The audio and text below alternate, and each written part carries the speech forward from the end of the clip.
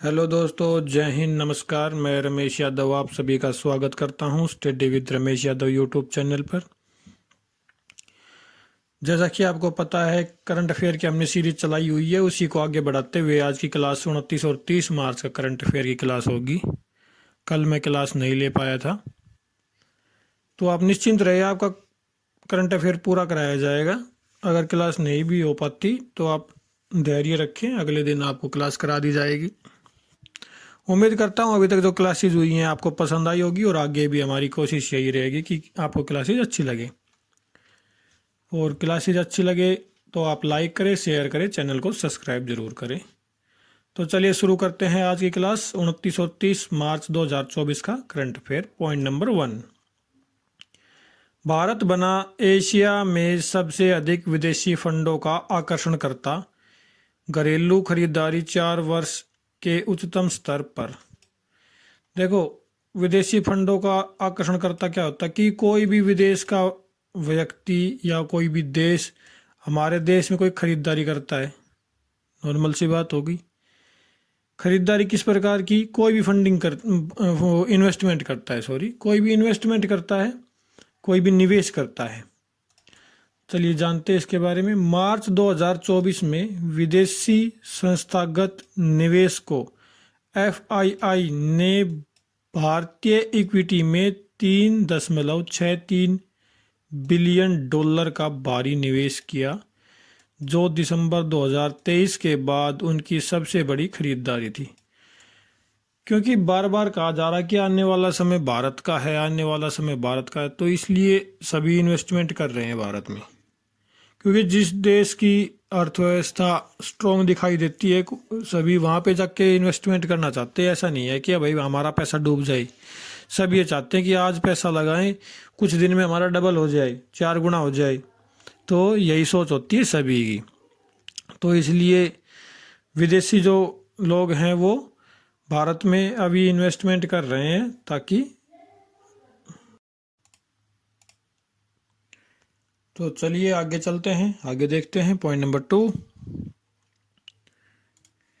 Miss universe प्रतियोगिता में पहली बार भाग लेगा सऊदी अरब। तो सऊदी अरब अभी तक मिस यूनिवर्स प्रतियोगिता में भाग नहीं ले रहा था, तो अब की बार क्या है कि सऊदी अरब भाग ले रहा है मिस यूनिवर्स प्रतियोगिता में।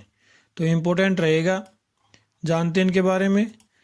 सऊदी अरब की 27 वर्षीय मॉडल और प्रभावशाली रूमी अलका हतानी ने इंस्टाग्राम पर घोषणा की कि वह मिस यूनिवर्स प्रतियोगिता में देश से पहली प्रतिभागी होंगी। तो आपको पता ही है कि मुस्लिम देश है सऊदी अरब, तो मुस्लिमों में औरतों को क्या होता है कि भाई बुर्का पहना के रखते हैं, उनका शरीर का कोई भी अंग दिखाई नहीं देना चाहिए। ये जो कट्टर मुस्लिम होते हैं वो यही चीज़ देखते हैं। तो एक सुन्नी मुस्लिम देश है, तो कट्टरता बहुत ज़्यादा है वहाँ पे। तो अभी तक ऐसा नहीं था कि भाई मॉडल रैंप पे चल सके, इतनी छूट नहीं थी महिलाओं को। लेकिन अब पहली बार 27 वर्षीय एक लड़की है, एक मॉडल है, रूमी अलका हतानी, जो मिस यूनिवर्स प्रतियोगिता में भाग ले रही है। तो इम्पोर्टेंट रहेगा हमारे लिए। थोड़ा सऊदी अरब के बारे में जान लेते हैं। भाई वहाँ पे तो आपको पता ही होगा, तेल ही तेल है सऊदी अरब में। रियाद यहाँ की राजधानी है, और जो यहाँ के राजा हैं किंग सलमान बिन अब्दुल अजीज अल सैद यहाँ के सम्राट है। राजतंत्र है यहाँ पे, लोकतंत्र नहीं है। चलिए आगे चलते हैं। पॉइंट नंबर 3, फ्लोरिडा ने नाबालिगों के लिए सोशल मीडिया पर प्रतिबंध लगाया। तो जो बच्चे 18 वर्ष से कम हैं, नाबालिग हैं, उनके लिए प्रतिबंधित कर दिया है सोशल मीडिया को, क्योंकि सोशल मीडिया बहुत ही प्रभाव डालता है बच्चों के ऊपर, तो उसको बंद कर दिया गया है। फ्लोरिडा के गवर्नर रोन डेसेंटिस ने एक विधेयक पर हस्ताक्षर किए हैं, जो 14 साल से कम उम्र के नाबालिगों को सोशल मीडिया अकाउंट रखने से रोकता है। कानून के अनुसार 14 और 15 वर्ष के बच्चों को मेटा, टिकटॉक और अन्य प्लेटफॉर्म पर अकाउंट बनाने के लिए माता पिता की अनुमति की आवश्यकता होगी। तो ये तो नाबालिग से भी कम हो गया, 14-15 साल का है तो नाबालिग से भी कम हो गया, क्योंकि हमारे यहाँ नाबालिग मानते हैं 18 वर्ष के बच्चे से जो छोटा होगा उसको नाबालिग कहते हैं। तो इन्होंने 14-15 साल से छोटे बच्चों के लिए किया है। फ्लोरिडा एक अमेरिका में एक राज्य है, वहाँ पे है, क्योंकि अमेरिका में 2 कानून चलते हैं, एक तो पूरे देश का और एक राज्य का, तो इनके अलग अलग कानून बनाए जा सकते हैं, क्योंकि ये संयुक्त राज्य अमेरिका है कि बहुत से राज्यों को जोड़ के बनाया हुआ देश है। चलिए आगे चलते हैं। पॉइंट नंबर 4, थाईलैंड का ऐतिहासिक कदम समलैंगिक विवाह को बनाया वैध। समलैंगिक विवाह क्या होता है? भाई दो एक लिंग के व्यक्ति शादी करें उन्हें समलैंगिक विवाह कहते हैं। जैसे लड़का लड़के से कर ले या लड़की लड़की से, तो उसको वैध बनाया है थाईलैंड देश ने। सिर्फ इतना ही याद रखना है। थाईलैंड तो आप हो सकता है कोई घूम के आया हो, बड़ा अच्छा देश है, घूमना चाहिए एक बार तो। राजधानी बैंकॉक है। बैंकॉक और पटाया बहुत अच्छे शहर बताए जाते हैं, मैं तो कभी गया नहीं हूँ। मुद्रा यहाँ के थाई बाट है और यहाँ के प्रधानमंत्री प्रयुत चन ओचा, राजा दसम यहाँ के राजा हैं भाई। तो थाईलैंड के बारे में इतना ही कि इन्होंने क्या किया है, समलैंगिक विवाह को वैध बनाया है, इतना ही याद रखना है। आगे चलते हैं। पॉइंट नंबर 5, नोबेल विजेता अर्थशास्त्री डैनियल कानहेमैन का 90 वर्ष की आयु में निधन हो गया। ये इंपॉर्टेंट रहेगा भाई, किसी न किसी एग्जाम में पूछा जा सकता है कि डैनियल कानहेमैन का जो निधन हुआ है वो क्या थे, तो वो एक अर्थशास्त्री थे। चलिए जानते हैं इनके बारे में। उन्हें व्यवहारिक अर्थशास्त्र में उनके काम के लिए भी जाना जाता है, जिसके लिए उन्हें 2002 में आर्थिक विज्ञान में नोबेल मेमोरियल पुरस्कार, देखो कितना बड़ा पुरस्कार होता है, से सम्मानित किया गया था। उनके अनुभवजन्य निष्कर्षण आधुनिक आर्थिक सिद्धांत में प्रचलित मानवीय तर्कसंगता की धारणा को चुनौती देते हैं। तो ये क्या चुनौती देते क्या नहीं, ये याद नहीं रखना। किससे इनका संबंध था? अर्थशास्त्र से था। देश की अगर बात करें तो इजराइल से थे, ये जेरूसलम सिटी से थे, तो इजराइल से इनका संबंध है। अर्थशास्त्र में इनको नोबेल पुरस्कार मिला था 2002 में, सिर्फ इतना याद रखना है। चलिए आगे चलते हैं। पॉइंट नंबर 6, तेलंगाना राज्य में कल्याण चालुक्य राजवंश का 900 वर्ष पुराना कन्नड़ शिलालेख पाया गया। तो ये तेलंगाना राज्य में पाया है, कौन से वंश का? कल्याण चालुक्य राजवंश का। जानते हैं इनके बारे में। कल्याण चालुक्य राजवंश का 900 साल पुराना कन्नड़ शिलालेख महबूबनगर जिले के जड़चेरला मंडल में एक मंदिर शहर गंगापुरम में पूरी तरह से उपेक्षा की स्थिति में पाया। उपेक्षा मतलब होता है कि भाई ऐसे पड़ा हुआ, देखो ये बैठे हुए हैं यहाँ पे, आपको दिखाई दे रहा होगा, मैं इसको बड़ा करके दिखाता हूँ आपको कि कैसे, देखो ऐसे पड़ा हुआ मिला है ये। तो उपेक्षा की स्थिति है, क्योंकि ये चीज़ें बहुत सुरक्षित रखने वाली चीज़ें हैं। भविष्य में हम अपनी आने वाली पीढ़ियों को दिखा सकते हैं, इनके बारे में बता सकते हैं। डॉक्टर रेड्डी ने शिलालेख को ध्यान से पढ़ने के बाद खुलासा किया कि यह 8 जून 1134 ईस्वी शुक्रवार को कल्याण चालुक्य सम्राट भूलोक मल्ला सोमेश्वर थर्ड के पुत्र तैलपा तृतीय के सीमा शुल्क अधिकारियों द्वारा जारी किया गया था, जो अर्जित आय की छूट को दर्ज करता है। भाई टैक्स के बारे में इसमें बताया गया है कि किस प्रकार से टैक्स लिया जाएगा। तो पहले क्या है, पहले न्यूज़पेपर तो होते नहीं थे, इसी प्रकार से शिलालेख बनाए जाते थे। शिलालेख को गाड़ दिया भाई किसी जगह पे, अधिकार वो उस पे जो लिख गया वो फाइनल है। क्योंकि अब तो क्या है कि भाई न्यूज़ पे आके भाई बोल दिया हमने, टीवी में देख लिया, न्यूज़ में देख लिया, फ़ोन में देख लिया। पहले क्या होता था, एक दूसरे की बातें अगर बताने से लोग मानते नहीं थे कि भाई ना क्या क्या पता ये गलत बता रहा हो, क्योंकि डरते थे भाई, राजतंत्र में तो डरना पड़ता ही है। तो इसलिए वहाँ पे शिलालेख गाड़ दिए जाते थे। शिलालेख का क्या होता है, एक शिला मतलब एक पत्थर पे लिखा हुआ लेख शिलालेख, तो उस पे वो गाड़ दिए जाते, तो उस पे जो लिख गया वो फाइनल है। तो इसलिए ही शिलालेख बनाए जाते। तो कोई भी ऑर्डर आदेश आता था राजा की तरफ से, शिलालेख पे ही आया आता था वो। तो तेलंगाना में मिला है ये।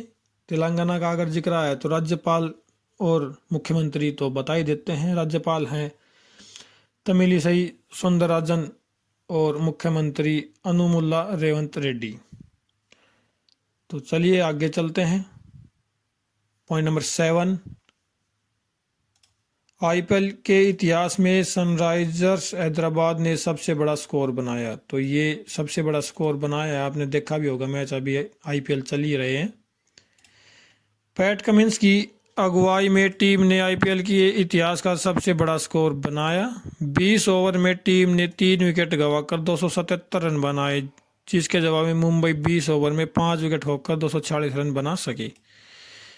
तो भाई सबसे ज़्यादा जो स्कोर बनाया है आईपीएल में वो हैदराबाद ने बनाया है। उसकी कप्तानी पैट कमिंस कर रहे हैं, ऑस्ट्रेलिया से हैं पैट कमिंस। ऑस्ट्रेलिया के कप्तान भी यही थे वर्ल्ड कप जो खेला गया था, तो ऑस्ट्रेलिया के कप्तान भी यही थे। चलिए जानते आगे चलते हैं। पॉइंट नंबर 8, ब्रुसेल्स में प्रथम परमाणु ऊर्जा शिखर सम्मेलन का आयोजन किया गया। ब्रुसेल्स कहाँ है? यूरोप में है ब्रुसेल्स। और बेल्जियम, आपको पता ही होगा, बेल्जियम नाम सुना होगा आपने। तो बेल्जियम की राजधानी है ब्रुसेल्स। में प्रथम परमाणु ऊर्जा शिखर सम्मेलन, तो प्रथम है इसलिए इम्पोर्टेंट है।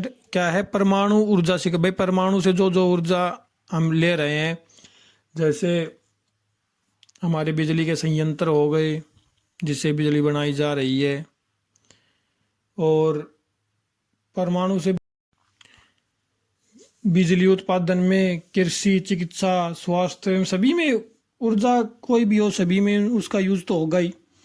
तो उसके बारे में जो शिखर सम्मेलन हुआ है वो ब्रुसेल्स में हुआ, पहला है, इसलिए इम्पोर्टेंट है, आपको ये याद रखना है।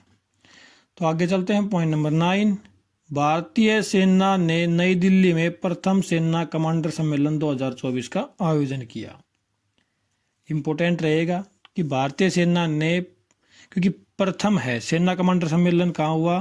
तो नई दिल्ली में हुआ है। किसने किया है? भारतीय सेना के द्वारा किया गया है। वर्ष 2024 के लिए सेना कमांडरों का सम्मेलन हाइब्रिड मोड में आयोजित किया जाएगा। 28 मार्च को तो वर्चुअल हुआ है और 1-2 अप्रैल 2024 को नई दिल्ली में भौतिक सम्मेलन निर्धारित किया गया है। इतना याद रखना है कहाँ हुआ है, सिर्फ इतना याद रखना है, नई दिल्ली में हुआ है। चलिए आगे चलते हैं। पॉइंट नंबर 10, पीयूष आनंद को राष्ट्रीय आपदा प्रतिक्रिया बल एनडीआरएफ के महानिदेशक के रूप में नियुक्त किया गया है। तो एनडीआरएफ आपको पता ही होगा, नेशनल डिजास्टर रिस्पॉन्स फोर्स। जैसे कोई भी डिजास्टर होता है, भाई भूकंप आ गया, सुनामी आ गई और जो तूफान आते हैं, तो वहाँ पे मोर्चा एनडीआरएफ संभालता है।